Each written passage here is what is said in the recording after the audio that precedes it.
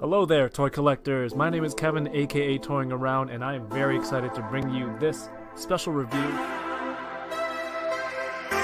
If anything, the Kim family, they're archetypes.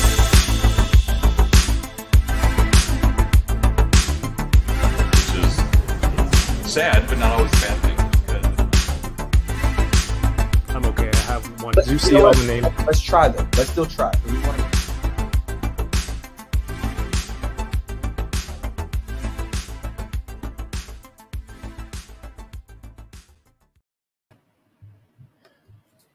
What's going on, everyone? My name's Kevin, aka Toying Around, and welcome to the channel.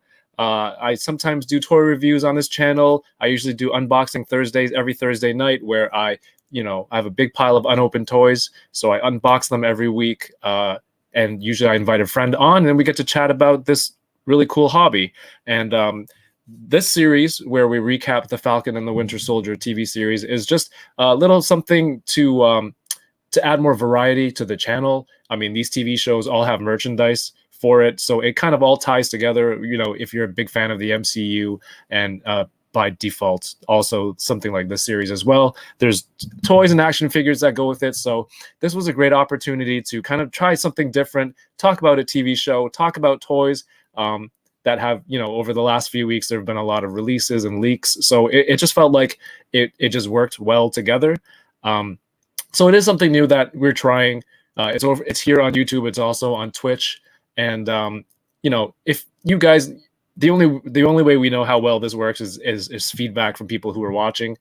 So whatever you think about this, leave some comments, leave a like, and depending on the results, there's more series coming out in the future. There's tons of stuff. There's Invincible. There's going to be a Bad Batch TV series coming out on May the 4th. There's going to be Loki. So if you're interested in something like this, please feel free to let me know. When I say us, because there's other people who are in this, and that's the only way I'll know if this is worth your time and mine. So today we are chatting about episode 5 of The Falcon and the Winter Soldier. It is titled Truth, with my friend Troy Collects Toys on Instagram and Jason Lapidus. Gentlemen, how are you doing tonight? Good, man. How are you? I'm pretty tired, but I'm good. I'm excited for this. I get to chat with some toy friends Thursday and Friday every week, so it's pretty awesome. I mean, is that the best part of your week? Just talking to us? Come on. Yeah, you guys, and then the family, and then opening toys. Exactly. Same for Jason. Same for me, for sure. If we have any new viewers this evening, or somebody who's watching a replay in the future, Troy, why don't you let them know who you are and what you're into, where they can reach you. Hi, everyone. I'm Troy, aka Troy Collects Toys on Instagram. You can follow me on Instagram at Troy Collects Toys. They're very, very same thing, yes. I'm one of those people that find things early in Canada and post it everywhere. As you can see, there's stuff behind me that I still have yet to open, waiting for Kevin to put me on an unboxing Thursday to open them. JK, I'm just joking. You can find me on YouTube. I've kind of do videos. Reviews? I do. I have the Nova review that is currently up. I just want to say thank you to everyone who watched it.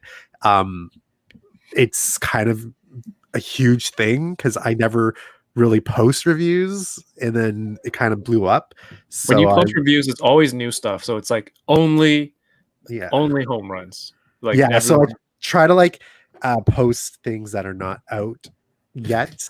So so I was really fortunate to pick up that Nova. But yeah, find me at Troy Collects Toys right down here. Just put that on Instagram. Follow me. Even lower. Oh, even lower. All the way into the description. Jason, you're going to have to point down for him. Even lower. All the way down. Yeah. This stuff here is mine.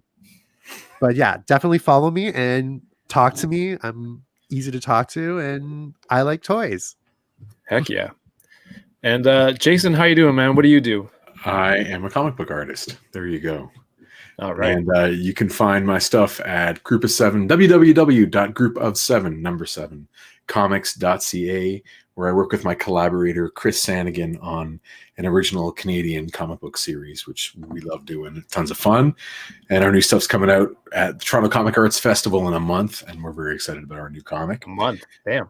Yeah, in a month. We got 2 comics coming out at TCAF. We're very excited about that. You can hit me up on Instagram at Jason Lapidus or Facebook, but I prefer Instagram. And I'm really excited to dive into this stuff with you guys today because this was the episode I was waiting for. Was it? It was.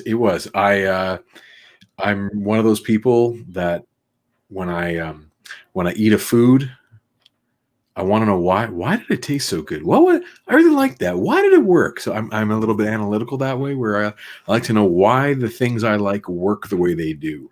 Just eat your food, man. I don't think I've really tasted my food in the last 5 years, just because with kids, it's just like shovel it down as fast as you can. Eating over the sink, clearing off the children's plates. It's terrible. But I don't really mean that about food. I just meant that because I know everyone can relate to eating food. And sometimes you want to know why something tastes good. So I'm like that about movies and television and comics. I like to know why. Why did I respond the way I did? And this was one of those episodes where I think I understand why. And I got what I wanted. So I was... yeah, it was sweet. Real quick, there's a lot of toy talk on this channel. Troy, did you get anything new this week? No, I actually didn't. Oh, wow. Light week. Jason. Yeah. How about you? I did. They're already gone. I got this you dude. Opened them? Oh, my God. And this dude. And I got this dude. And I cut them so gently so that I didn't ruin the plastic at all. I was putting them back in? If I want to, but the idea that I would not want to, cool. Hang out with these dudes or this dude. Like, come on, man. But I like to see, how does it go next to this dude? Right? Like, these things are comparable. They're like, these are figures that are my childhood, that are the same size, and they kind of belong together. So I cracked out some old Star Wars. Sweet. And put these next to them. And I like to see how they work. So yeah, I'm a fan. That's what I got. They arrived today, and I'm very, very happy about that. And in that, I just dropped a gun, so I'm gonna have to go digging for where did that gun fall. I didn't get any Marvel toys, but I got this hobby box of Marvel Ages trading cards, or cool. I guess they're called trading cards, right? I'm going to be opening those one day. Marvel Ages. So I see that there are 2 Wolverines on that already. There's a 90s looking one. Oh, there's 3 I didn't see. Pardon me. Oh, okay, right. So it's three Caps and 3. Yeah. I see a Jim Lee from that. Yeah, okay. And then I see a more modern 2010s, and then I see an original. It's just through the ages. Yeah, okay. That's cool. All right. Terrence is in the house. Chamba's here. Chamba was my guest last night on Unboxing Thursdays. We went 4 hours. That was crazy. You can watch that on replay right after this. Hopefully Marcus E is in the house. What's going on? Last episode 4 ended with this crazy... Is it even a cliffhanger if it's the next episode? It was just a really crazy ending to episode 4 where John Walker kills one of the Flag Smashers, who is seemingly innocent. So we pick up from that. He's running away from what just happened, and he's kind of flashing back, thinking about Lamar, who had just died. And Lamar has always kind of been his keeping him grounded kind of deal. So I don't know if it's calming him down, or at one point he says did he say something like, "I knew I shouldn't have done that" or something? I think he was referring to taking the serum. Yeah, maybe. I like how it can be open-ended sometimes, right? You can interpret it more than one way. Maybe there's more than one thing he shouldn't have done. Right. Yes, absolutely. Hey, Plasty's in the house. What's going on? Hey, Spider-Man's, these rotate. Is that more articulation? Isn't it supposed to be 5 POA? Well, there's 2 more. His hands go right around. Sorry, I didn't even know that till 7 POA. Here we go. Pardon me. So Sam and Bucky catch up with John Walker in this warehouse, and Sam, as we spoke about before, the John Walker cap is just like punch, punch, punch. The Sam Wilson cap is try to talk to settle the situation. He comes in there, still doing the same thing. He's still trying to he's still trying to not escalate the situation by using words with him, trying to tell him to turn himself in. They'll look at your record, and it won't be that bad, which is still pretty awesome of Sam to be able to do that. What do you guys think of this scene? Oh, I thought the scene was really intense. Every time I was like watching it, I kind of was like, oh my gosh, what's happening here? Oh my God, is something going to happen? Oh my gosh. He's literally doing the same moves he did when he killed that flag smasher. He did it multiple times to like Bucky and then Sam. The fight. Just like putting it in the air and to kill him. And I was like, oh my goodness. I thought this was such a great choreographed scene. It really reminded me of the fight scene from Civil War when instead of John Walker was Iron Man. So it was like, oh man, it had that dynamic, and you could just see how much rage that John Walker has and how much he's just so influenced. Like, that the serum enhances who you are. If you're a good person, it enhances your goodness. If you're not the best, it enhances that. And you can see the bloody rage in his eyes. And honestly, this episode has to be like, if Wyatt Russell's not nominated for an Emmy for this, I don't understand. He's just like, I'm rooting for the actor because he's so good in this role. Like, he's showing so much like range, and just like, I never seen in any of the series where someone could go like show this deep emotion and rage. I've never seen it in any of the MCU, like until John Walker. Not even the Hulk. Not even the Hulk. Like, when you saw this rage, it was rage. So it was great. I loved it. Yeah, I think the call outs or shout outs to Civil War were really nice to see, and I was wondering can you imagine being Sam in that situation? You got, super soldier on this side, super soldier on that side. They can take a punch, they can deliver huge punches, and he's like, if I get hit in the face, I'm done. Like, he's a real brave dude. It showed a lot of courage for his character, and the stakes were really high. He was going to die. And he was willing to put his beliefs out there and try and talk this guy down instead of, waiting for a figurative nuclear strike. I'm going to try and save this guy. You're going to talk him down, do what I got to do. Hopefully de-escalate.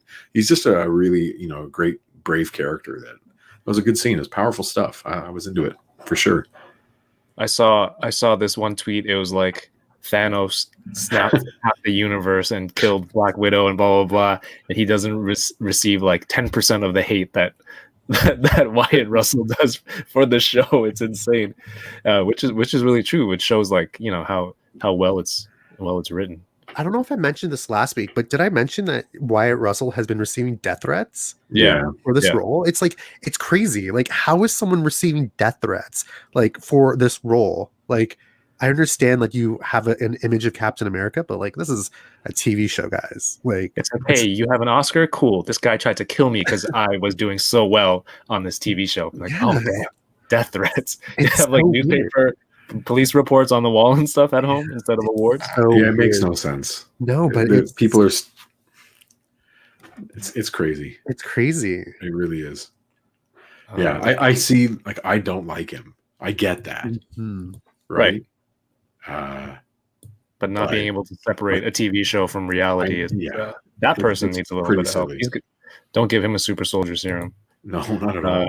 Action figure expert is here. The figure report says Wyatt Russell, John Walker has been the best part of the show, and we kind of spoke about that before. It's just like, is this the story of him, the story of John Walker, this TV show, or like, if depending on what was it, like the highs and lows and the hero story? Remember there's no question whose show it is, right? Who got all the things that, everything this episode was all about Sam and Sam's journey and setting up the third act.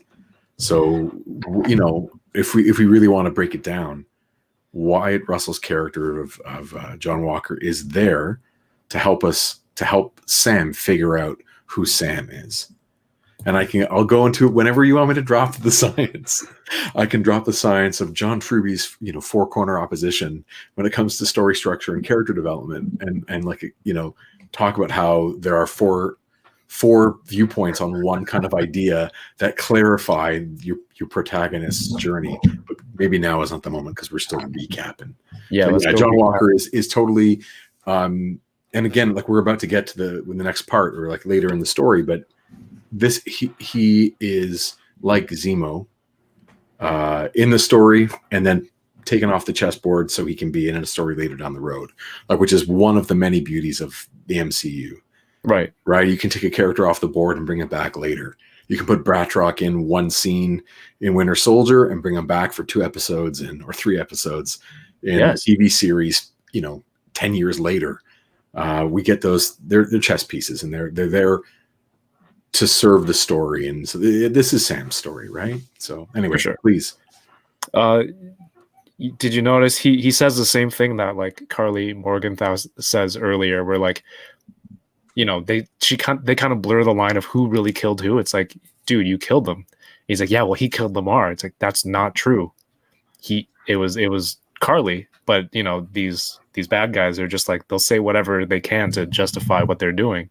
Right. And Carly says that earlier about those people that she blew up in the GRC building. Next, so they end up having the crazy fight, which was awesome. It had like a video game aspect where they're just tag team. Bucky swings John Walker into the shield that Sam, like, he just flies up holding it to smash him down. That was really cool. But in the process, he has his wings. Sam has his Falcon wings ripped off.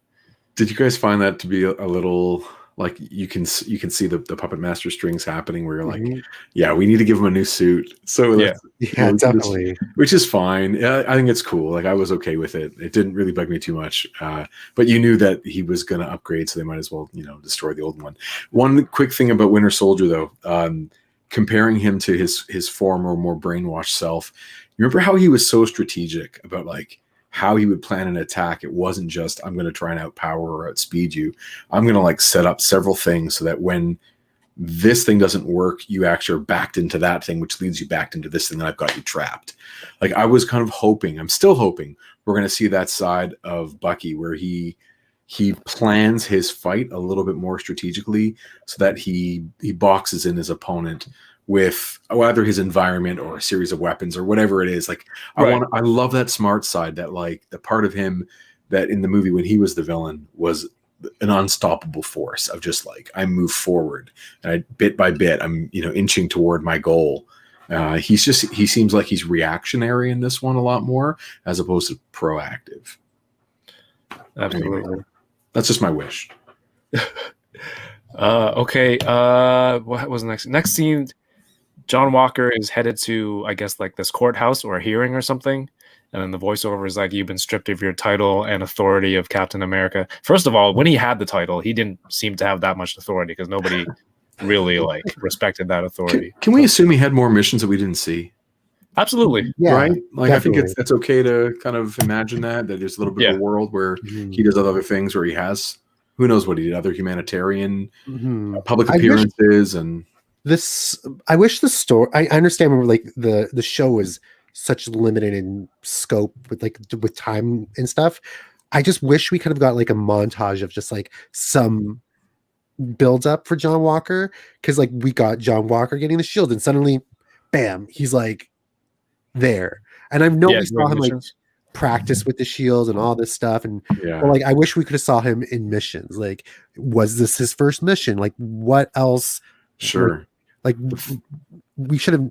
I would have liked more detail. I agree with you. Me too. And again, the fastest way they probably could have done this would be like have Falcon and or Bucky watching a news thing that like showed this has been a crazy busy month for John Walker. Look at what the 3 things he's done. And they would just like in 30 seconds show these 3 different, Is that your news reporter voice? It is. It's my female news reporter voice. It's female too. Okay. Yeah. So that way they could just recap it so fast. And for all we know, they shot that scene and they cut it for time. I mean, but I would have liked to have seen that too, that he was in, these 2 hot spots and that hospital. You know what I mean? Right. Yeah. So he's in this hearing. It's not much of a hearing, I think, because they've already come to a conclusion. Like he's not going to get a pension. He's going to be was it something short of a court martial or a dishonorable discharge? I don't remember. Dishonorable charge. Yeah, I don't know. That seems like you could just see him going crazy in that scene as well. He was like, "I am Captain America. I don't care what you say. I am Captain America." Yeah. And he's literally like, he does not care. He's literally, he knows that he is Captain America because now that he has this serum, he is this person. Yeah. And he is, regardless if you could strip that title, this is me. Right. And this is what you gave me. This is what you trained me for. They made him, right? Exactly. I kept thinking about that scene in the. You guys watch The Boys? Yes. Oh, There is a Marcus courtroom Epps, scene, Troy, in The Boys, and the character who has some of the same attributes as John Walker, who power hungry and doesn't want to take no for an answer. He has like the Kryptonian heat vision, so you can just. As I'm watching this scene, I'm like, John Walker's eyes are about to go red. I'm like, oh no, he's gonna kill everybody. So they have like a disgruntled employee. They fire him essentially, but he has superpowers. Do they? I think they don't know. They don't know that he has it. I think that's a good point. Or else they really wouldn't let him walk, right? Right. Yeah, I think that they he doesn't want to tell anyone he got it, right? So he's literally like saying that I am Captain America, regardless of what you think. Because you don't think Sam would have told anybody? I don't know. I really don't you think that it would be prudent to be like, hey, while you're arresting this guy, regular handcuffs might not work because he's super powered. It's possible. I mean, if we want to play this game, all those times that in these movies and shows where something logical doesn't happen, like, wouldn't he so-and-so tell so-and-so? Yeah, Sam should have told everyone. They should have had that guy in adamantium or vibranium. The Wakandans should have taken him away, right? But Sam didn't report the fight. How did it? They all walked away at the end. They kind of like picked up the shields, and then Bucky walked away, and then Sam like picked up the shields, brushed off the blood, and then kind of went to black. That was so sad. Yeah, but we don't know what happened. That blood doesn't wipe off, dude. Right. Poor guy. Maybe it was like playground rules, like, we beat you now and we broke your arm, so go turn yourself in? Go turn your I don't know. Go to the principal's office? No, I don't know. So let's assume that they called it in, but maybe they didn't tell him. Maybe they did tell him. The person doesn't believe them, or who knows? All right, that's unfortunate. But they haven't really let him walk around like that. Like we haven't really discussed, or they haven't really discussed anyone about him taking the super soldier serum. Like no one, like Bucky, Sam, no one really has talked about it. Right. So is it kind of in the open still? Is it not in the open? I don't know. So, but time will tell next week. It's maybe even that. I mean, just to put myself in his shoes, maybe Sam thinks that the U.S. government already knows this. Maybe he thinks it's like common knowledge from them that they gave it to him, for all we know. I don't know. It is something. It's a question mark for sure. What did you guys think of the scene right outside the courtroom where Elaine Benes comes in? What'd you think, Troy? Valentina, what's her name? Valentina Allegra de la Fontaine. Yeah. Isn't she a countess? Contessa? Oh, sorry, Contessa Valentina de la Fontaine. Allegra de la Fontaine. See, this is like the weirdest name, but it's like the best name. And I thought her entrance was great. I think we all know. I don't think everyone knows, but we knew. Well, she's supposed to be in Black Widow. That was her first. In Black Widow, yes. Yeah. So because that movie's delayed, we didn't get that. So I think when she was walking and she was doing, I felt like that was like a nod to Black Widow. Maybe she entered the scene in Black Widow with her high heels, something, and then it was supposed to be like, when you watch this, you're like, oh wait, hold on, 100%. But because we didn't get that, everyone was like, oh, what? Who? What? Why is Elena? Why is Elaine Bennett's here? Why did you have a blue streak in her hair? So for me, I've been very, very strict with myself this week, or with this series. I haven't really watched spoiler videos or spoiler talks, but I knew someone from Black Widow was going to be in it. Right. But I didn't know. This can't be the big cameo, though. Yeah, it wouldn't be a big cameo. I thought it was going to be like Yelena Belova or something, but I didn't know it was going to be Countess Valentina Allegra de la Fontaine. So, Basti says Valentina Allegra de la Fontaine looks like a name that Kramer would make up. probably he would walk in and be like, Allegra. But you know, funny. I thought this scene was funny. I liked her. I like Julia Louis-Dreyfus. I loved her in Veep. So I can't wait to see her outside this bubble. One of the big things that I have to say, when I was scrolling through Twitter today, everyone's like, oh, it's Madame Hydra. It's Madame Hydra. We don't know this. No one knows this. Like MCU and comics are very different things. So is that her name in the comic book source? She was like a spy, and then she went to Hydra as like Madame Hydra for something, and then anyways, and she became a Skrull. Anyways, a long story with her.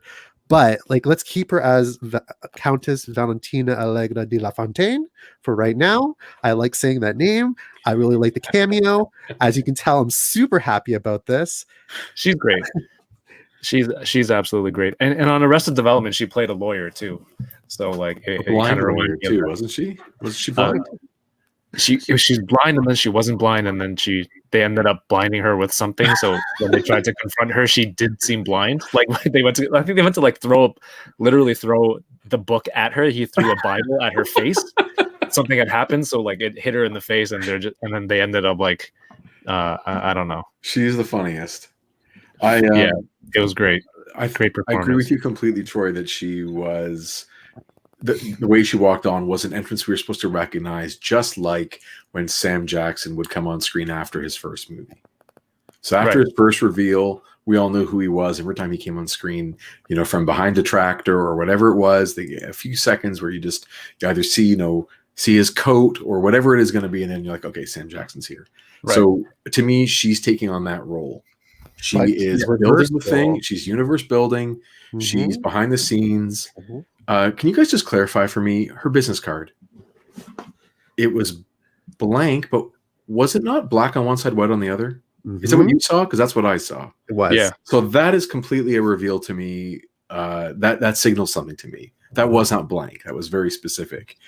There's a lot of chat on Dance Off with Elaine and Zemo. That's a great someone. I'm sure that meme is out there already. Where that's fantastic. Great idea. So right away, a couple things. She is not Madame Hydra. She held the title of Madame Hydra for a very short period of time in the comics. Mm-hmm. She was the second of 3 or 4 Madame Hydras, and that just means that the head female within Hydra. And she's always been, she's an aristocrat, shield agent. Wherever, go with the flow. Wherever power needs her to go, she goes. Is she a shield agent? Because she was she was the female paramour for Nick Fury for a long time in the comics. There's a really famous edited sex scene between the two of them before that was allowed in comics, where there was like a wordless panel and like the phone is off the hook.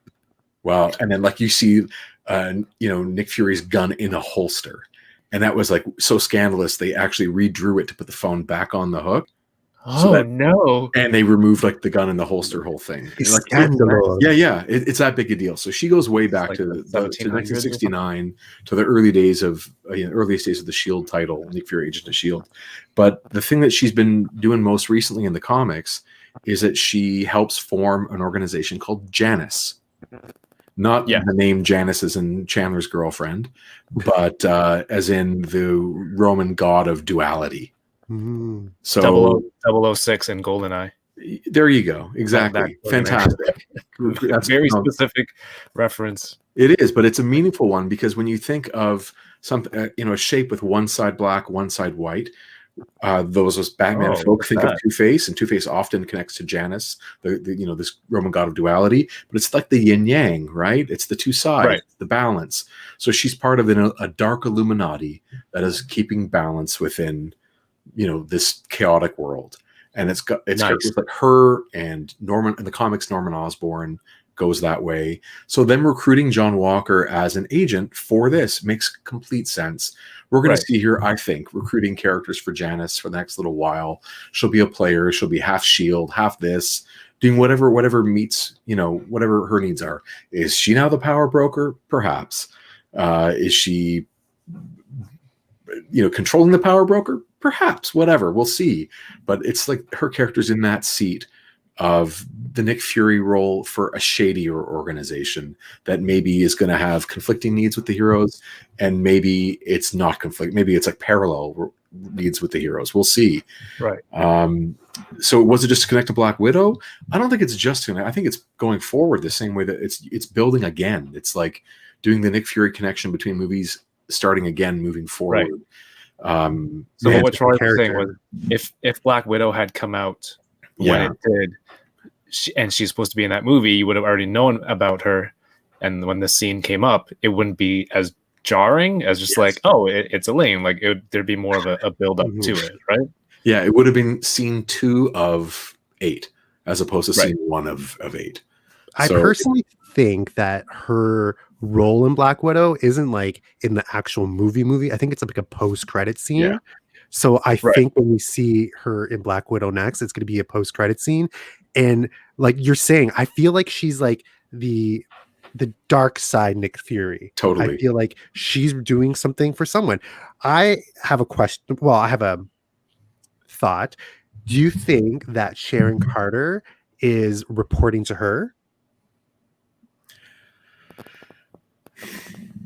Hard to say. I don't think so if I had to go with my hunch, because I still think that Sharon Carter is either a brainwashed puppet back from Civil War, which is a whole nother thing. We'll go into that another time, maybe. You guys know that, remember when Captain America died in the comic books, who actually pulled the trigger? It was her. It was her, because she was brainwashed by one of Red Skull's psychology people. And there's a really fun what if thread. If you watch Civil War again, imagining that Sharon Carter the whole time is actually a brainwashed puppet for Zemo, because all the things that happen to Cap in that movie, she's the one who constantly puts a breadcrumb in front of him to lead him forward, which eventually gets him to Siberia. And if Sharon Carter doesn't give him information at this point, or give him and his friends their suits back at this point, he doesn't get to the end place where Zemo wants him to be. Like, the movie doesn't happen without her doing that. All right. So people have rewatched this idea that she was actually brainwashed the whole time. They didn't have time to, put that thread in the movie because of time, whatever. Maybe it's real. Maybe it was an earlier draft and they didn't realize the integral role that they now made her play without meaning to. Well, we won't know unless we get to sit down with Marcus and McFeely and ask them. That all being said, so part of me thinks maybe she's still working for Zemo back from that. Part of me thinks she's still the power broker. But I don't think she's working for Julia Louis-Dreyfus's Contessa, because if Contessa wanted Batroc, she would have had Batroc. I don't know. There's certain. I don't want to jump ahead too much. Like I think she could have solved certain problems her own way without having to. I don't know. I think the Contessa is like an outside thing. She's taking a piece off the chessboard for another game, while the power broker is still part of this story. That's how I'm reading it, and we'll see how it plays out. I love getting surprised though. So before we move on, can I just say her name one more time? Yes, go for it. Valentina Allegra de la Fontaine. Very good. I just love it. I love the idea that Julia Louis-Dreyfus and Sam Jackson were lovers. In the comic, those two characters were, but it'd be such a funny couple. Like, that would be funny. It'd be hilarious. And she just chewed up the scenery in her scene. Like, she was so good. Just going, right to like a dagger, right at everything. And I can't wait to watch her scene again. She was so funny. Mm-hmm. I had to rewatch it like maybe 10 times today. Just when she was just saying, my name is Valentina Allegra de la Fontaine, actually Countess, blah, blah, blah. And she's like, you could call me Val, but no, don't call me Val. I was like, this is so good. Whoever wrote this for her, genius. Yeah, she's amazing. Like, cast her for it.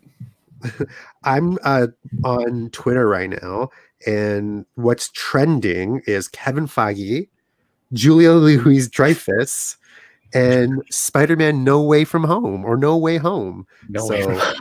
Nice. I can't wait for that trailer. I don't know how to search for trending on Twitter. It just pops up for me. First, you have to go on Twitter. That's the first. Yeah, I have Twitter. I talk to people. I don't know. She hasn't the posted next anything about it, so Next scene, moving on. The GRC is raiding safe houses where people are being housed or living under suspicion that they're harboring these flag smashing people, the flag smashers. So and then they're just shutting these places down and leaving a notice there. And Carly Morgenthau, and they're just catching up, reading all these notes. Just finding out about it, and then we catch up with Zemo, who is at this memorial, the Sokovian Memorial, which he mentions. Is it 2 episodes ago? Yeah, 2 episodes. At the end of 2 episodes ago, where he's just like, "Have you guys even been to the memorial?" When he says it to Sam and Buck when they're walking in the street. So he's there, and that's where Bucky finds him. And I'm just like, how long did he wait there? That he knew he was there. I don't know. And he tests him. He's still trying to. I don't know. What would you say he's trying to do in this situation? Because it gets to a point where Bucky, it's overly dramatic. He's points the gun at him. The gun's a little shaky, and I'm like, he's not going to shoot him. But then he pulls the trigger, and then the bullets are in his hand. I don't know. What did you guys think of that? Very honest about this scene. I think this scene was ruined for me because of the trailers. I wish they didn't show that the bullets fell. Mm. Oh, I haven't seen any of the trailers. Oh, if you I'd watch probably the be a little more trailer prepared for if I had. them, the bullets fall and you see the confrontation, I wish they kind of edited that out because that kind of ruined it for me, because I was like, oh, he's not going to shoot him. The bullets are falling out. The trailer said so. But my biggest takeaway from this was it shows that the Winter Soldier is now something that Bucky could control. And he's like, listen, I'm not going to go and be what you want. I'm forging my own path. And that's what I've took from this moment. The only thing I just kind of was meh about was just how the end of Zemo, it was done. He's gone. Yeah. Poof. The whole internet, I think everyone's going to agree with you on that one. Yeah, it was just Back to the raft. Yeah. It was very. It could be what Jason was saying. You can. He's still there. You can always bring him back. Right? Yeah. Thunderbolt. He's going to be in the raft. He's going to hook up with everyone else there. They're going to Thunderbolt. This mastermind with more supervillains in the raft. It's he already walked out of the last prison. If Marvel wanted to add more to the story, they could. There's Chamba said earlier, they've placed the breadcrumbs. You can just pick up. Of course, there, this is definitely not see where it leads you. This is definitely not the last time we're going to see him at all. For sure. I hope not. He's been the surprise favorite in the series. I don't think. Of course. I don't think Marvel or Disney would have expected that kind of a reaction. Let's have him dance and everyone's going to love it. No, that's I just felt that the ending of him in this series was kind of just a very he needed an exit. Did he say he forgives Bucky? Something like that. He said, "I took the liberty of crossing my name off of your list." Something like that, right? Meaning that that's sort of getting inside his head a little bit more, and reminding the audience also that there's a list that Bucky's on his secondary journey to Sam's larger journey. This is a step further down Buck's journey, which is cool. But I think of it like a theatrical thing. How every actor gets to come out at the end and do their curtain call and do their bow. This was not the bow and the exit that the audience wants for that character, nor that the character earned through his performance, and a lot of it though has to do with fans' response to the character. He really didn't do anything all that amazing, except we all reacted really, really positively to the little things he did. So I think if they had have known what was going to happen, they would have given him a better exit. But maybe it's just they're trying to serve too many masters. There's too many things to have to stick to get this show done in 6 episodes. And if they're going to devote Like, okay, we're going to give him an extra 5 minutes, means we're taking away from Sam's story, which is fan service in one direction, but doesn't serve the story in the other. Like, I get it.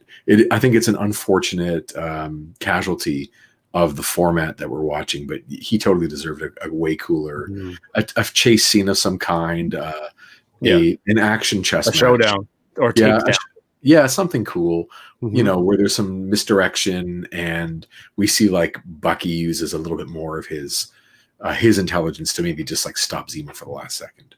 Right. And the raft was in Civil War. That's when after the airport fight and they capture Sam, Hawkeye, Ant-Man. Do you guys call those characters anything? Do you call them Secret Avengers, or do you call it like Cap's team? I mean, is there a nickname people use for that team?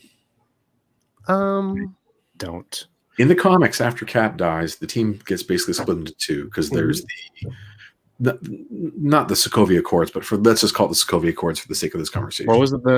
The superhero act or whatever it was. Yes, that's right. Because who blew up? Somebody blew up. A nuclear man blew up. The New Warriors. New Warriors. They were fighting in some neighborhood, and they blew up. Yeah, Stanford, Connecticut. But so the team was split into two, and they had two titles. They had one title called Secret Avengers, which was, Falcon and Iron Fist and Daredevil and those kind of street level Cap followers. And then there were the Mighty Avengers, which were like the government sanctioned Iron Man, Ms. Marvel, which now is Captain Marvel, and those kinds of characters. So I still think of them kind of as those two teams. I always call Cap's team Secret Avengers. Superhero registration. Thank you, Marcus. Yeah. I always think it's like superhuman. Team Cap. That's like always Team what Cap. I think. Okay, Team always Cap. what I think. It just made it easier, I think. Team Cap. Yeah, that's a very generational thing. Like whenever that started, whatever television show, social media, is it like Team Edward and like, oh god, whatever. Whenever that started, where there was like team in the person's first name, I was already too old to be on board with that whole thing. So, but it's fun. I'm gonna get you a Team Cap T-shirt. There's when I used to work in the movie theater, we had huge. I have it underneath this poster, but they used to have like posters. One of your hidden exit posters. I have that could be that another covers all of your tunnels, but no, it's not. But when we did like the standees and like the posters for the theaters, there was like hashtag Team Cap, Team Iron Man. Like it was like that was their branding. So for me, I was always linking it. Oh, Team Cap, Team Cap, Team Cap. So yeah. Anyways, go on. So this being the longest. Sorry, that's where we were at, and then they take him to the raft. And the Wakandans, we see them. So one of the things that I like about this show, remember in Endgame when what's her name, the ancient one, like shows the time stream? Yeah, I watched that today. Yep. Oh, did you? Again. This is what I think of the Marvel Cinematic Universe. So when you move something, the branches off. So I feel like the storylines, that's what we're doing. That's every little piece is branching off the main timeline. And I think this is what the show is doing. It's literally showing these branches moving, and they're going to intersect soon. So that's what I always think of when I... Isn't that the premise of the Loki TV show? Yeah. That one, I think, is going to go branch hopping. Right. But whereas this one is like starting... This is like the connector parts that, go in different directions for the universe. But the Loki one, I think he's going to hop around. But I get this. I mean, the Cat movies have always been those grounded ones that change, like that are kind of following the narrative of the MCU, as opposed to, let's say, Ant-Man or Guardians of the Galaxy, which are like pockets within the MCU. This is like the spine, The Avengers and the Cat movies are like, So this fits right in with that. So it was too bad for Zemo. We didn't get the thing all the fans want more, which, come on, from a production, like a studio point of view, that's exactly where they want us to be. Like, they've got us ready for the Zemo project, whatever that's going to be. Hell yeah. I mean, action figures sculpted already. Yes. If we were satisfied and didn't want any more, then like who cares about a Zemo project 2 years down the road? But the one thing though, they did really punk out on, they gave us one scene in the mask. How many shots in total did he wear that mask? shots. Yeah, like camera shots. Like really, it's down to a handful. Like it's behind, and then they show him standing up on the thing. I think from the bottom, like from like a lower angle. Was it that one big fight, and that's all it was? That was it. One was scene, maybe a handful of shots. Like that. If we get an Elaine Bennis action figure out of this, I'll be happy. If we get Julia Louis-Dreyfus as Troy, go ahead. Contessa. Countess Valentina Regla de Fontaine. Yes, then I will be happy with that. All right, moving along. This being the longest episode of the series so far, and like even longer than most of the. I don't think any of WandaVision was this long, right? 60-something minutes. Yeah. This is the scene. This is like a huge scene. Sam takes the shield over to Isaiah's house, and they have their discussion. Yes, Jason. You did not mention the scene where he leaves the wings with his buddy. What's his name? Joaquin Torres. Joaquin. Yes. Yeah. He's like, what are you gonna do with these? They're busted. You keep them. Right. So yeah, that character takes on the role of Falcon in the comic books when Sam Wilson is Captain America, Joaquin is the Falcon. Right. So they're just, again, that's a possibility down the road. I do not care one way or the other. If they're going to do it, do a good job. If they never make the guy Falcon and they just keep kicking the can down the road, fine with me. I don't have strong feelings one way or the other. At least they maintain that continuity with comics. It's like that guy was there. Lamar was there as Battlestar. Nothing really happened. If it does happen, doesn't happen. Like at least they were able to use that reference, I guess. But yes, thank you for reminding me of that. No trouble. So Sam goes to see Isaiah. He's like, I don't want that shield. What was his intention? Was he going to give it to him, or was he going to? Because he's just like, help me understand. He doesn't, because Isaiah doesn't want anything to do with the shield. He's as a result of the program and the government, not even the program. Well, I guess it's a program. They were testing people. He reveals that he told them that they were getting tetanus shots, I believe, and a whole bunch of people who were also tested on. I believe they were captured, and the government, they don't want any evidence of them testing people. People have this. Also, they don't want enemies, maybe getting samples of the blood and then working on something based on that. So they're just like, take them out. He goes in and he rescues them, kind of like Cap did. Is it in first Avenger? He goes in, right? He rescues the commandos.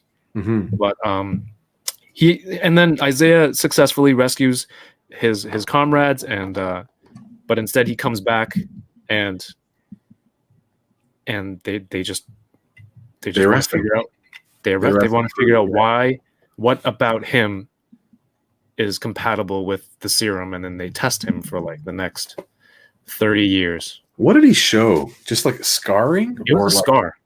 It looked like, like took out a. It was a scar, and it was like a big area, and I don't know anything. I've never had any surgeries. I don't know any. Did they remove maybe like an organ or something? Don't lie. You've had surgery. I've seen your implants. My face. You're much perkier and pointier. So no, I was judging me. When they. No, I'm not judging. It's just a fact. But when they showed that area on his rib cage or his torso, I wasn't sure if I was supposed to think that something really significant, like it wasn't just a scar, like a line, a cut. It looked like it was a wound that was really, really badly damaged. And I wasn't sure how to read it, and I was hoping that someone else kind of knew that. Oh no, they removed one of his lungs or something. I didn't know what to. Yeah, that's true. If it was something surgical, it would be an incision versus like. I don't know. Looked like they poured acid. Just really destroyed that section. Yeah, you weren't digging his makeup though, were you? On his face. I couldn't tell. Is he real? Is he a real person who's that age? He's not that old. I know he's a real person, obviously, because I'm not that dumb. But like the makeup the wrinkles didn't look natural for me. So I'm just like, is it a younger actor who they're making him look older so that there can be flashbacks in the future? And then I was like, wouldn't it just be easier to cast a second person who's younger and then it just kind of threw me off. And because how serious the scene was, the shots were really tight, right? Yeah, the director And- loves those tight shots. Oh my god! And which is fine. It gets you're getting personal. It reminded me of when my brother and I were kids, and we would take like craft glue, white glue, and pour a little bit on our hands and let it dry. Like we'd spread it real thin on our hands, let it dry, and then you like peel off that extra flaky skin. Do you guys ever do that when you're children? Yep. No, all the time. Toys. Okay. Anyway, so it era. looked like he had that like white glue that he could just peel off around his. Yeah, eye. it didn't look great, and so Yeah, I don't It know. was distracting, right? Mhm. A little bit, yeah. Yeah, that's okay. But it's unfortunate because he was telling a serious Yeah, serious, huge. Mhm. history. His wife thought he was dead. Yeah, They withheld any letters that she sent to him. He wasn't allowed to have them. A nurse had to like take pity on him to fake his death so that he could. is that nurse Ultimately- somebody?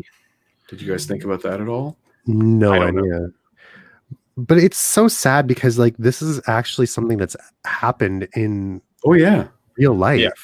Like people have been tested on and been declared dead and still been tested on because it's so messed up. And like this really like hits home for people who have to like who's been part of this. It's like I just felt so much like deep I was sad. for And, like, sure. it really tugged on those emotional strings. And it's one of those things where it's like Sam went there because he wants to learn. He wants to know what happened to him. Wants to figure out, is this my destiny? Like, is Right. this what, if I take on this mantle, what happens? What happens? Is what they did to Isaiah going to happen to me? So for me, I couldn't get over the wrinkles, but I really was like really invested in the scene. And I was like, man, he's really conflicted here. And I really, really liked it a lot. Me too. For me, that was like the core of the episode. That's the one of the themes I've really been waiting for the show to discuss.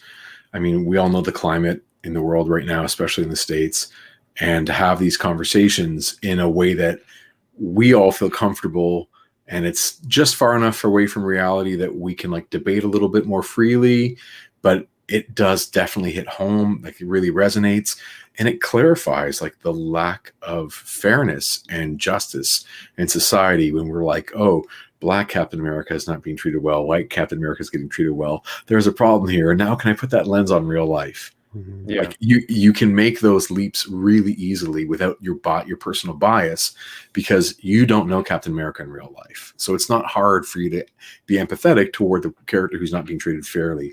Of course, in real life, it's hard for a lot of people to remove their bias and look at the lack of equity in the system and and other problems at play. So there were a couple things you were talking about. People being experimented on in real life. He mentioned Isaiah mentions the 332, talking about Right. So I don't know if you guys do you know about the Tuskegee Airmen? No. Oh, I've heard about this. Yes.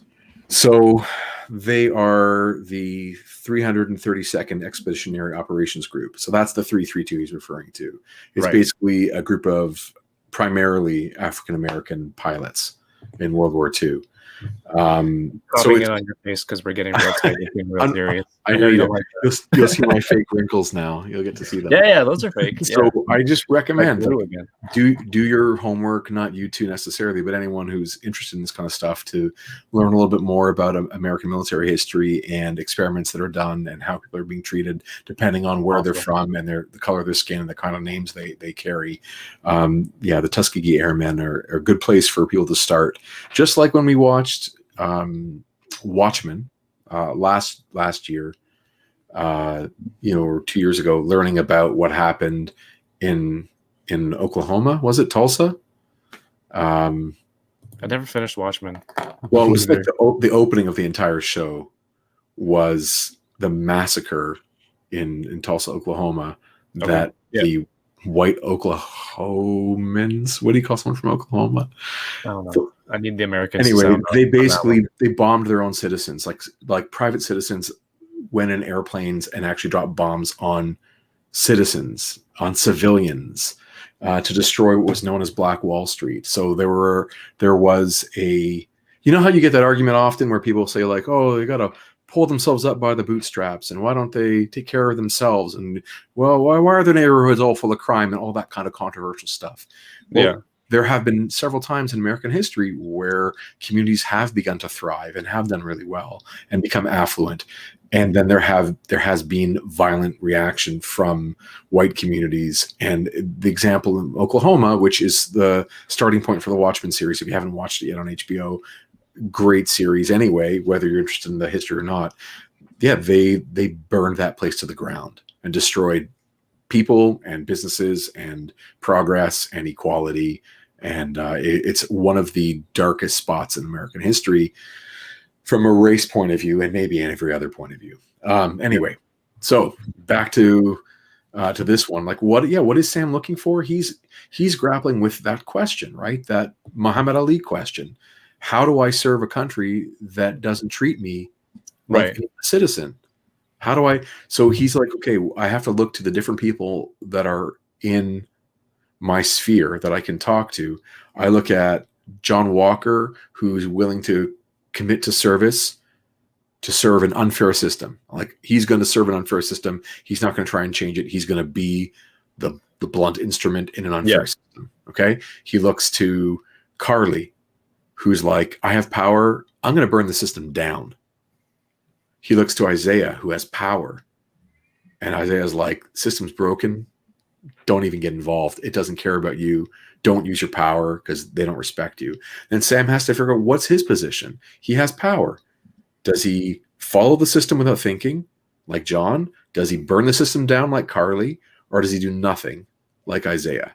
And that's why him being the fourth. Nice. That's why Zemo's not part of this. That's why Bucky's not part of this, because it's not actually the philosophically speaking, he's not part. Those guys aren't part of the story in a Sam character way. This is Sam's now have these three things he's bouncing off of.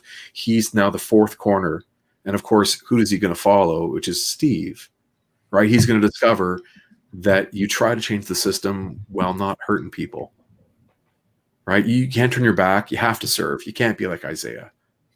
You have to. If you have power, you got to use it, right? Spider-Man. Right? No, it is like he has power. He has responsibility to use it, and so he's that journey to figure out what the answer is to that question is. Man, that part where he's like, where Bucky says to him, "Oh, I know you're not there yet, but it's connected." Steve and I never even thought about what it would be like to hand over the shield to a black man in America. I'm sorry, we never even thought about it. Like, that was their moment of privilege and realizing that they never even did the consideration for what it means to someone. Yeah, to ask someone to serve a country that doesn't. How it would be different to somebody else. Yeah, it was so powerful, and I'm really glad they got to those kinds of questions. But there isn't a single answer. There's just Sam's journey. So I love the stuff with Isaiah. It was heartbreaking to hear his story. So I wonder if the nurse is a character. I mean, my first thought was like, oh, it's Agent Carter undercover. I'm like, no. It's probably the nurse probably wasn't someone we already know. But it was really interesting, and I thought maybe the kid would show up again. His grandson. His grandson was going to, because he said, "I'll be right there." Didn't he say something like, Yeah. Maybe there was a scene they cut or whatever where he talks to him for a minute or something. But I thought it was really powerful stuff. Absolutely. And I mean, Sam going there for answers, and the response he gets is like, like America's not ready for a black Captain America. Because when he says like, why didn't you take up the shield? He's like, what am I supposed to do? Like, blonde hair, blue eyes, or whatever. He gave that answer. It's like, it doesn't. Yeah, it just didn't. That's the low point of the show. Like, when you're like, that's for Sam. That's his low point, right? Yeah. He's like, suddenly he just swallowed this pill. Like, oh, yeah. Like, if you're looking for clarity, it just. Well, I guess he got both sides of the argument in that sense. Like, if he wasn't going there looking to have an answer, I don't know. Yeah, it was heavy. And it was good. It was good TV, right? Leaves you thinking and feeling things. Okay, so then he's what does he say? And no self-respecting black man would take up that shield. And he's like, they erased my history. They've been erasing out like the history of our people for 500 years. Like, yeah, big scene. Awesome. The next part, they try to fix the boat, and it was just this whole like, oh, let's call in some favors, and I'm just like, why didn't these people help out earlier? Yeah. I don't know. If you had the resources, wouldn't you use them? That's my biggest thing. I was like, wait, hold on. But I mean, whatever. Yeah. Sorry, what do you mean? Oh no, I was like in the beginning of the series, he was like, let's go get a loan, let's do this. And then he's like, oh, let's like now it's like, let's just call everyone we know and get people to help. And I was like, oh, interesting. So I don't know. That's was my take on that scene with the boat. And then John Walker goes to visit the parents of Lamar, I guess, to let him know what happened. And then he's still in that mindset. He really does believe. He's like, yeah, I killed the guy who killed your son. It's what you would have wanted. He's like trying to convince them, or hoping that like he'll guide them to an answer where they'll kind of confirm what his own mentality is, just like, yeah, I did the right thing. He's just looking for confirmation, man.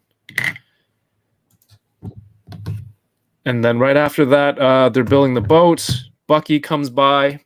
He's helping. He's got a new briefcase for Sam. This is the part where like I'm too stupid when I'm watching it, because he shows up in this case. He's like, I brought it from the Wakandans, and then Joyce was like, oh, so that's the favor. Because in the scene where they arrest Zemo, right before the scene ends, he's Bucky says to Io, like, he's like, oh, I have one more favor to ask. So then Joyce is like, oh, I guess that's the favor, new wings. I'm just like, oh, you're smart. And like, this is not the first time during the series watching where I'm just like, do you want to be on the stream? Like, do you want to be on the panel? Because I did not. She should be. She should be. And it was cool because he came over. He ends up offering help. I don't know. Did you guys feel like this whole boat thing went a little bit longer than it needed to be? Like, there's a boat building montage, and it's supposed to be comical, I guess, because Sam's trying to do stuff, and then Bucky's just like, yeah, I got it. He'll just rip it off with his arm. I don't know. It just seemed like it took a little bit too long to get to the next part where they're training and having the serious conversation about that part that Jason brought up, how Bucky and Steve never considered what it meant to hand the shield over. Well, the question is like, okay, the question you asked was, did the scene go on too long? So I'm gonna play with that a sec.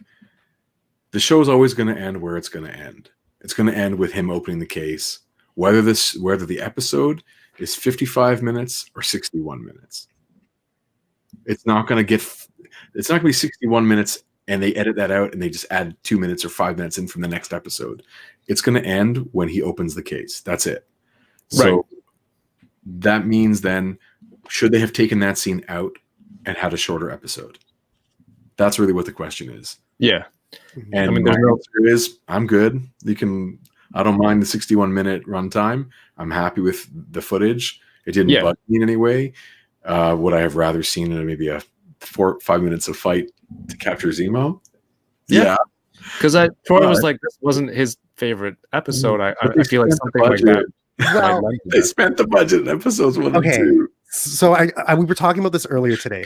It wasn't like, I was so hyped about this episode, and I was like, all the beats in the beginning of the episode were highs, and then we got here was boom. It was kind of like a slow little thing, but I got to appreciate it more when I watched the episode back, because I had to watch the episode back because I wanted to get everything and I want to soak things up. And this whole boat is a metaphor. Like we were talking about it before. The boat is a metaphor for Sam and him building up his courage, building up his mentality again to become the symbol that he should become. So I was like, oh, I get this whole boat thing. Him rebuilding the boat is actually him rebuilding himself. So I appreciated that the second time around. But in the first time around, I didn't get it because I was like, oh, this is getting too long. Oh, he's flirting with his sister. It's getting a little boring. Oh, okay, it's 4 a.m. already. Oh boy. So like I was getting to the point where I was like, whew. But the second time around when I was more coherent, had a little coffee in me, I appreciated it. Right. Let me ask you two and everyone who's watching right now and whoever's watching later on at this part. If the show comes out on Friday and we do this discussion on Friday, is it too early? I mean, I only got to watch it once. It's not too early because, well, too early for who? Us? It's like, is it, would more people be able to watch the live stream and engage in the conversation also? So they're not as rushed, or, so someone's going to watch it. Possibly, yeah. I think that's fair to say that you cast a wider net if you wait a little longer. But how do you find that sweet spot? Yeah, honestly, like one of the big things we have to understand about like all this.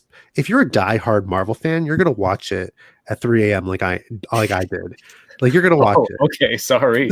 No, I'm sorry, Kevin. But like, I mean, you have kids. I understand. Yes, that's another. I went to bed at 2. I was laying in bed. I'm like, it's on in 1 hour, and then I just fell asleep. So I could have.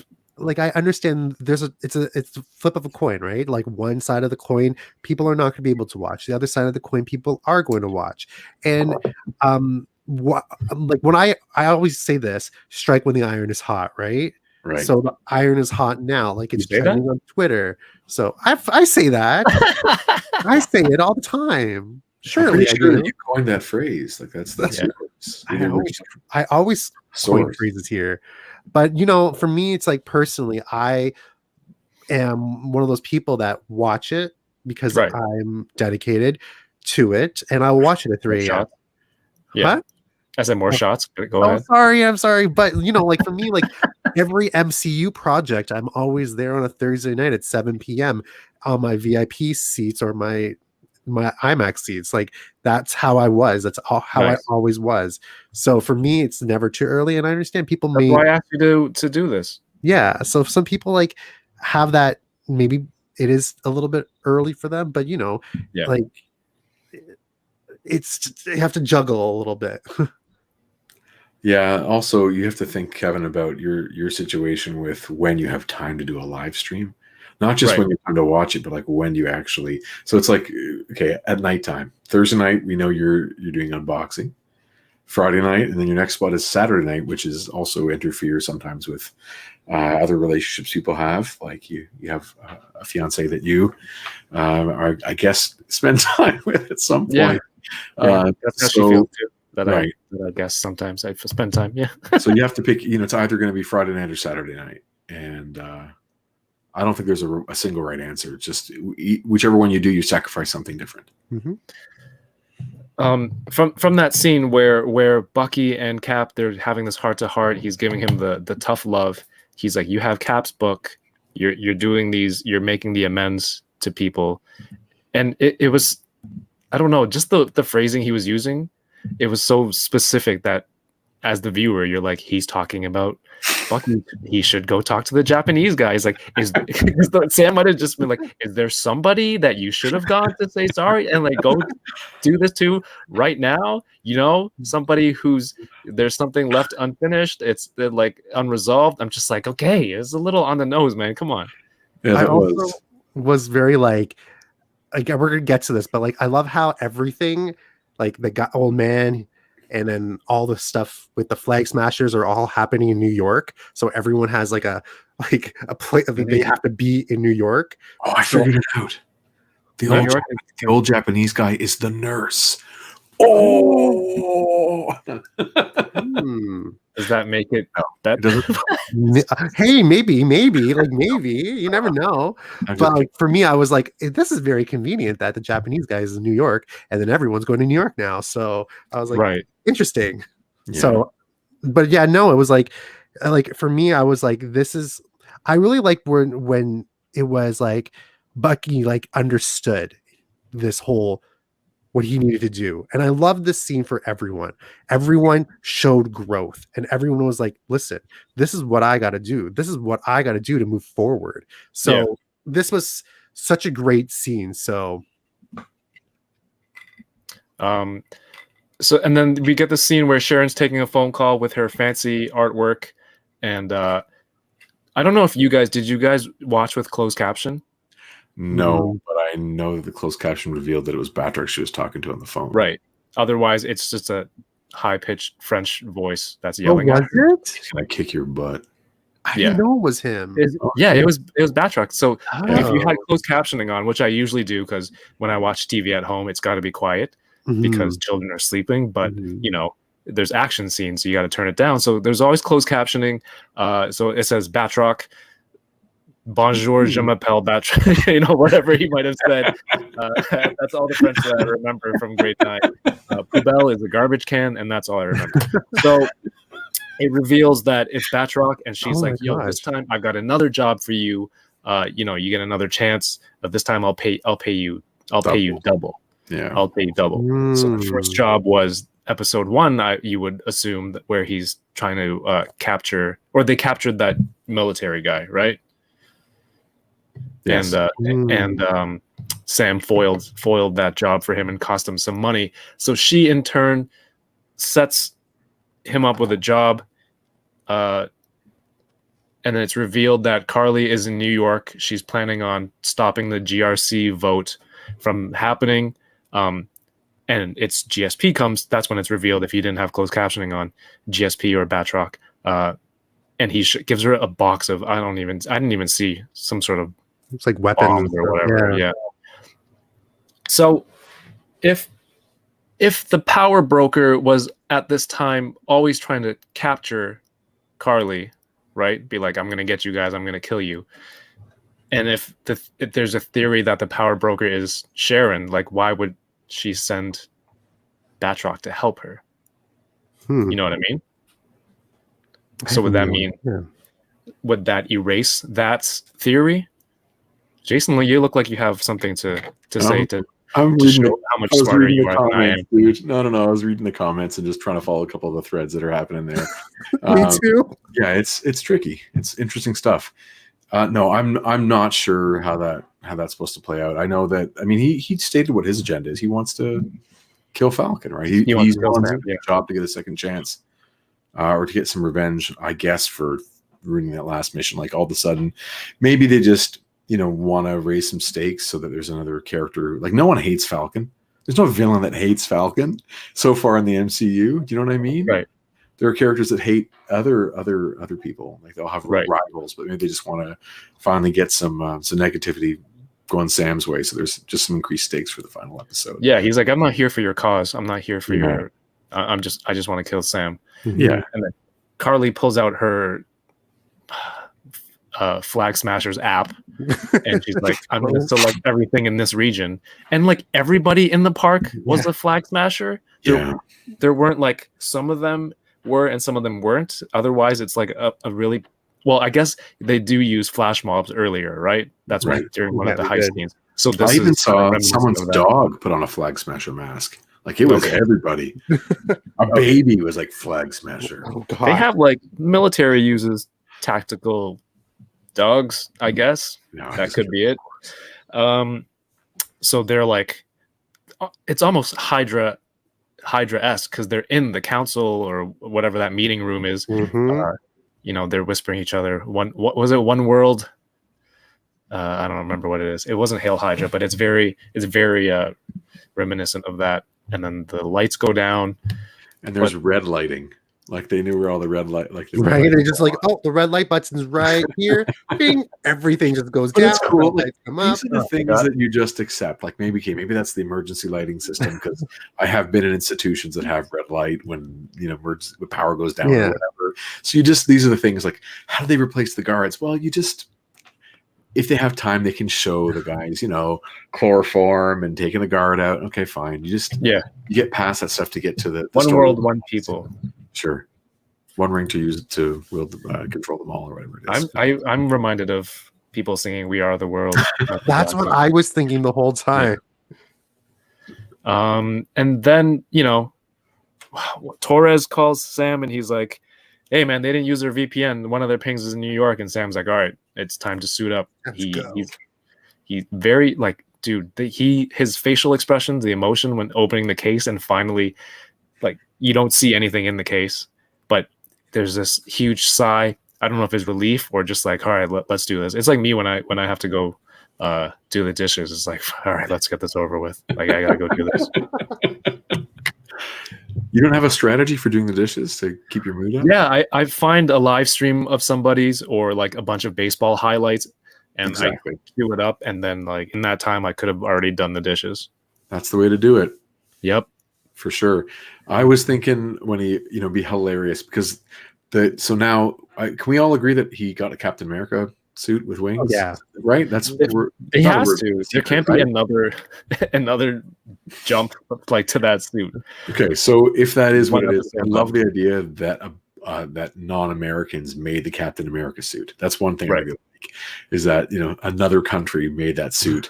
Or And like what it'd be the so Wakandans funny. just assume it's like, you know what, we will designate you as Captain America, Right. for America. None of that they just I made love it, that but like they gave him the colors, but they get the colors wrong because it's not their suit. Like, he's like, Yeah. oh man, they got it wrong. He's got to wear this like janky Captain America suit that isn't the right color scheme or something. It'd be so funny. Anyway, And it's Tyler Lalonde says he won't have wings. I think. I mean, it's a pretty hefty case to not have wings. well, this is one of those examples where like the toy line Yeah, tells us like Yeah, that's the exactly what it Build-A-Figure is. leak says otherwise. Yeah. I mean, it's like I really wish that like we didn't see these spoilers that Yeah. popped up a couple weeks ago, because now we know that the Build-A-Figure is the wings. But like, I mean, at the end of the day, like we all knew that this is Sam's story. Toilers.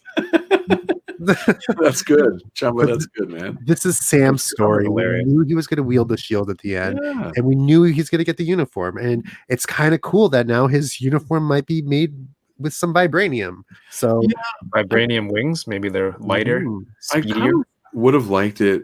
I don't know who made his wings in the comic book, but I would have liked it if there was a bit of a homegrown element to it, like that he uses what he's learned to sort of upgrade something, or that I don't know.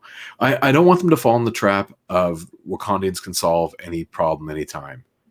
Okay, Because fair. that can happen really fast because they're so advanced, and we all love seeing Wakandan scenes and Wakandan characters. Like they are a fix-all at any point in any show. A vibranium seems like, oh, we have a bullet wound. Let's take a vibranium bead in it. You got this? Okay, Right. Rub some vibranium on it. So I'm Sensu beam. cautious about them overusing it. And I mean, Tony Stark would have been that problem solver before, and it would have been too much if he solves everyone's problems as well. I like the idea that they have a few different people. Like in the comics, everyone needs a suit. Like, oh, you want your suit to expand and contract because you're a size changer. Okay, Reed Richards, unstable molecules. He can give you a suit that does like. So sometimes there needs to be, I don't know, something else that's a little bit more powered down. I'm not sure who would have been a good substitute for the Wakandans to make his suit for him, but I would have. I don't know. I wanted to see something a little different. I don't want the Wakandans to solve every problem. Well, yeah, for sure. But it's cool. one of those where like it's something that's already been presented in this season in previous episode, so it wouldn't be like something. So something now out of nowhere. every time he gets an impact, is his suit going to glow Purple. and have like? But if you don't give him that, like, isn't that kind of unfair? Like you're not gonna. Like if you're Shuri and you're making a suit for a guy that you has a pure heart and like you believe in him, and he's kind of on your team in a broad sense, you're not going to give him the kinetic energy power up. Maybe she has other new tech she wants to test out, Maybe. which would be cool. Maybe in Black Panther 2 we'll see her make the suit. I don't know. We will see. Lots of Exactly. speculation there. Leaves it up to. I can't wait. All right, I'm gonna block this dude. Yeah, please. He's Oh, really? I was just about to go read. Go read it. Okay. like, good, I don't we're good. understand Yeah, that. okay. I've read it.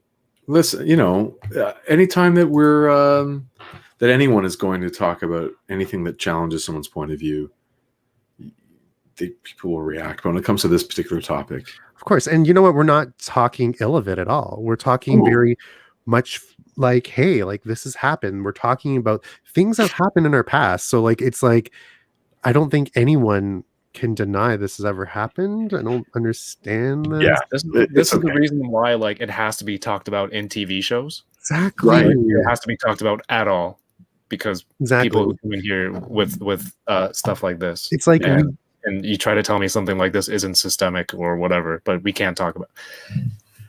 It's fine. All right. We're just he's gone. He's in timeout. He's in timeout. Yeah, literally the whole time I'm literally looking at all his like comments, and you could just see my face going, "What is he talking about?" I'm trying not to focus. You know, This you're is right. Sometimes we need a moderator. You know, we don't need to acknowledge that kind of behavior. All right, so guys, 5 episodes, 1 more left next week. You know, what's next? What have we got next? Are we excited? Scene. Yeah, we're gonna get a giant fight. Oh yes, there is also. See, this is why I don't want to pay attention to these people. Like they completely derail you. I completely forgot that there's an end credits scene. So thank you, Troy, for reminding me. Who wants to take the honors? I'm steaming right now. Jason. Oh man, you go. Oh well, it's kind of funny because Miss Countess Valentina Legla de la Fontaine said, "Well, you know, the shield is not really government property." And we see that John Walker is in his little garage wielding something, and it's a shield. He's making himself a shield because he thinks he's Captain America. So we forgot about all of Sam's training montage, which was awesome, by the way. Oh yeah, it was. The whole time I was watching it, all I can think about was your previous question last week about how does he grip the, like, how do you, when you throw it, get it back? Because it bounces back and he goes like this, right? Are you putting the straps, through your arm? That's that whole question.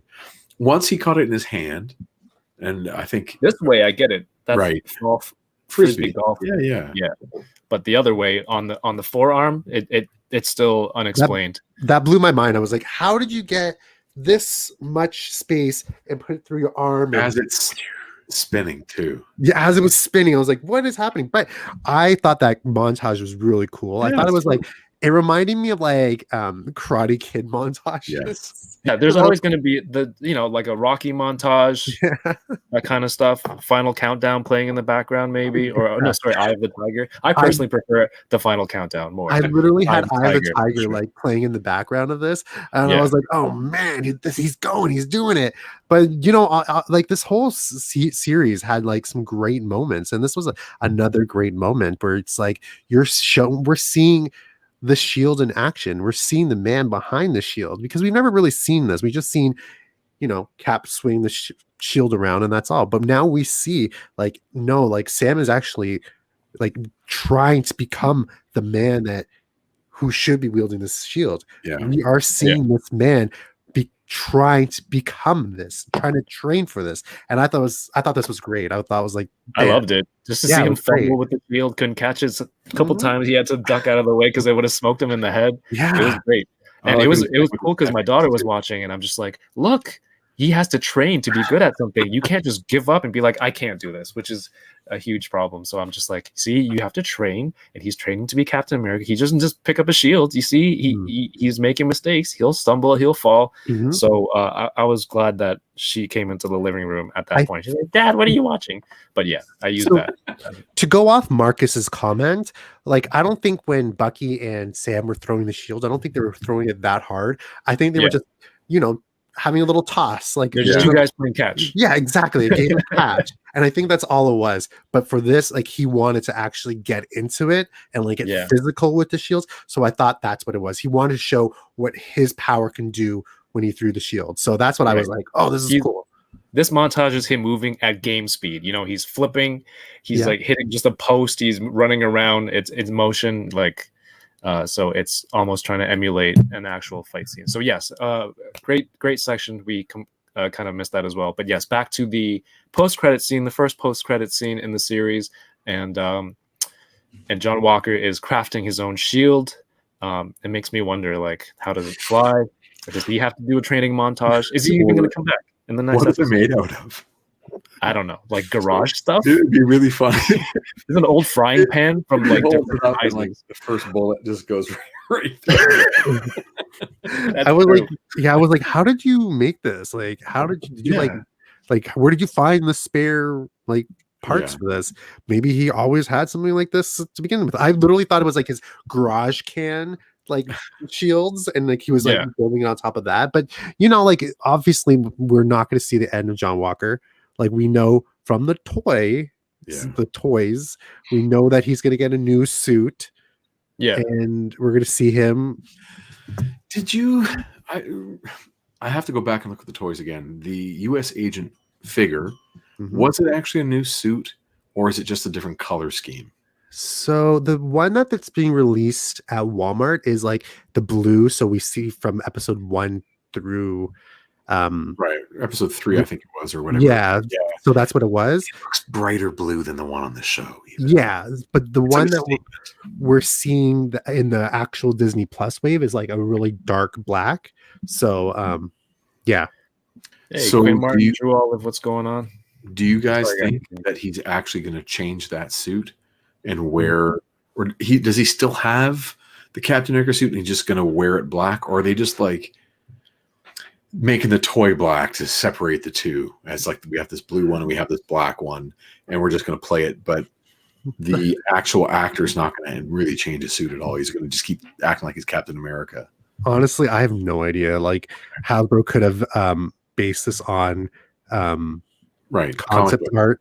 Yeah, like literally that they got maybe like 2 years ago when this show was in development, and then when the coronavirus happened and the shutdown happened, I think this is where Hasbro maybe took that time to develop this other figure so that they could be more comic or more Falcon the Winter Soldier accurate. So this is what I'm thinking, but who knows? Put yourself in John Walker's shoes just for a minute for fun, and this is not trashing the show in any way. You're John Walker, you have that suit, or at least a backup of it or something, because you probably have more than one. Do you go and fabric dye it to make it darker? He literally says, "I am Captain America," like this, and he's painting it white and red. Like this guy thinks he's Cap.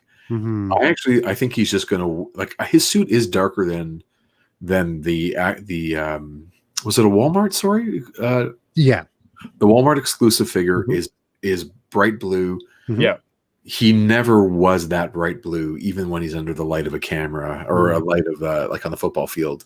He just it is a more muted, like navy. Very navy. Yeah, it's very navy.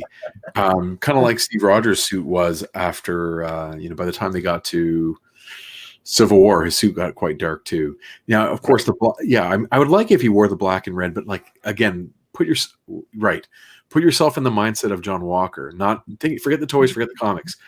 Are you dyeing your suit darker? Get the toys? What is that? Sorry. No. Wrong channel. No, I don't know. If he's like, I'm Cap, why wouldn't he try to represent it as to its fullest, right? If he had it. Right. If I was Cap, like if I was crazy and was like, I'm Cap, I would keep the same uniform. Right. But maybe because he knows that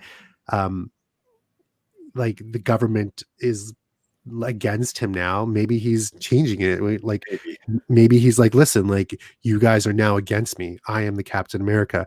I'm here to rise from your ashes. That's what I was thinking. I was like, this is. I kind of like not knowing.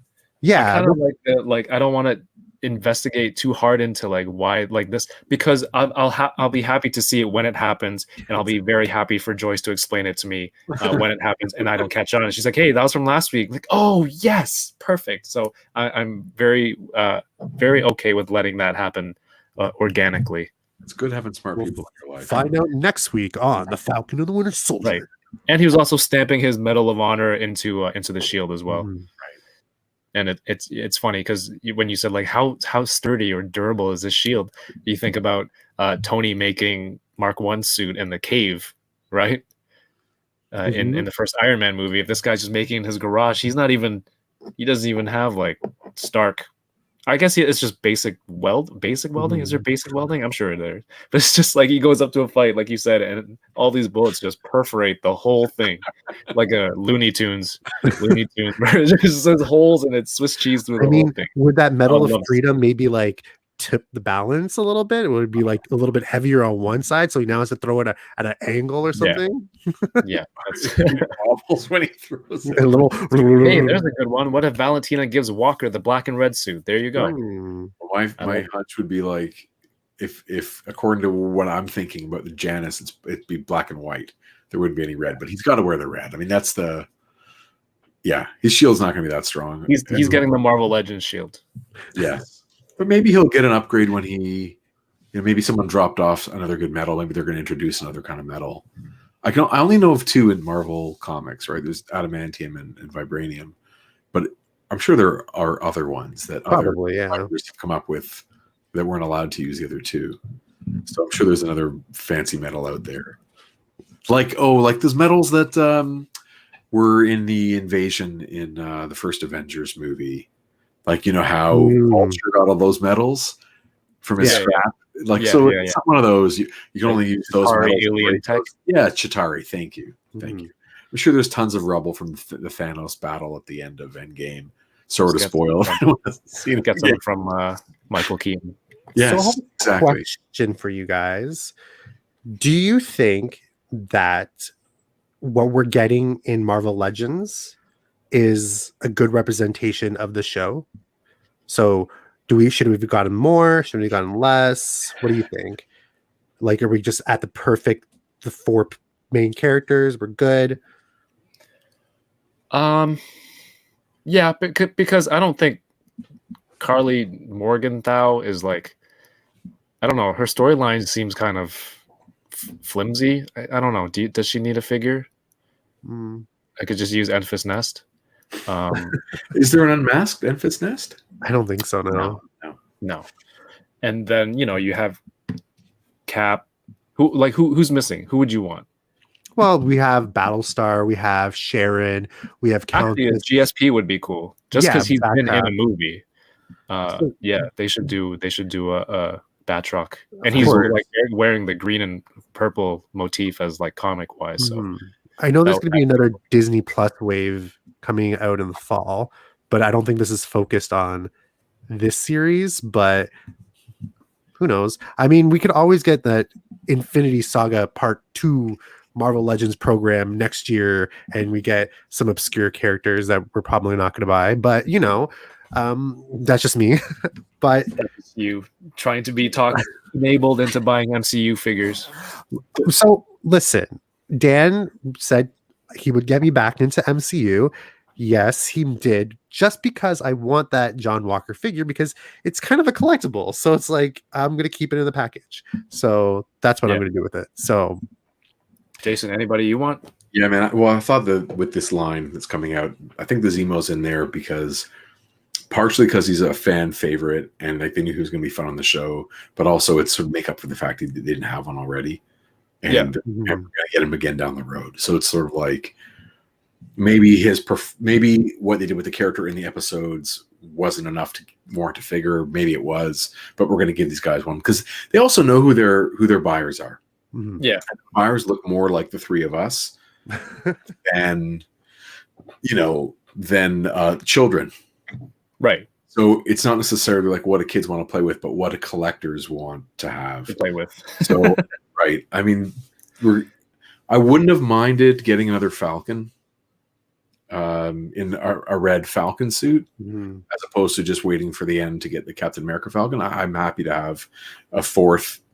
So, Winter Soldier, Civil War, and then 2 from this. I would have got them both, but that's just me.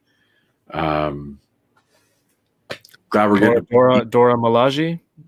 Well, I've got my Dora Milaje already. Yeah, we got them, so I wouldn't want them. But if they put them in this wave, right, I think it would have been a spoiler. Been like, oh man, because when we all saw the whole wave you're not supposed to even know it though. We're not supposed to know, right? Yeah, but like I mean, we saw a leak, so obviously, but like if AO showed up in the back of the package and you're like, oh darn. Now we know some of the Dora Milaje is going to be in this show. I would have been like, oh, crap. But, I think that personally we're getting the best of this wave. Hopefully we could get more later on. But, yeah. Yeah, I don't know what other figure I would have wanted Mhm. from this set. Obviously, like the joke about Madonna. Julia Louis Dreyfus, I think I have more fun saying Mamadanya than Madonna. Yeah, than down the cutting road out we'll see what we get. But no, I think the wave is a fair representation of what the show is. Mhm. It's fair. So how are you guys going to display this wave if you guys do get them? Are you going to like kind of like segment like the old MCU and then this MCU? MCU is MCU. Yeah. Yeah. Mine is in like the wide 3-act of, like not really exactly the phases, but yeah, I'm at the end. Like I have my end game is at the end of the shelf. There's literally no more room. So I don't know what's happening with this phase 4 and beyond. I haven't come to those conclusions yet. Well, mine is the core team in the middle, and then it slowly branches out. Right. You only have like one representation of each character, Kev? Or do you? Yes, I think so. Yeah. So when the new Infinity War or Infinity Saga Thor shows up, like does that replace Thor? Right now, I only have the short hair Thor. Right, the one, the Stormbreaker. Stormbreaker. Okay, from the I guess it was a Thanos wave. What wave was he? Yeah, it was because he was pretty sought after in that wave. Was it called Obsidian Wave? Maybe I can't remember. They were so similar. Yeah, there are so many waves, but yeah, he's a great one. But I still think they'll drop another couple Infinity Saga figures on us after. Absolutely. There are a few more. I watched both Infinity War and Endgame in the last 48 hours.